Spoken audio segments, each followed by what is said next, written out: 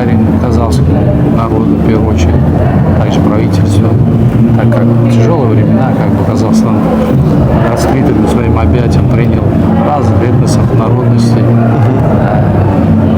Большое свою благодарность я выражаю также простому каждому гражданину Казахстана, что у нас мирный, хороший народ, да, Аллах, чтобы у нас всегда было от Казахстана всегда мирное небо, чтобы полностью понимание было.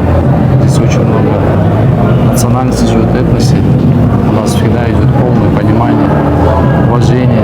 И всегда это вот ценилось, мы всегда дружили, жили и дальше продолжали, чтобы процветало наше государство Казахстан. И пару пожеланий для наших казахстанцев. В первую очередь здоровья каждому семью, каждому казахскому нацию, гражданину, государству нашему. В первую очередь здоровья, чтобы у нас наше государство процветало, чтобы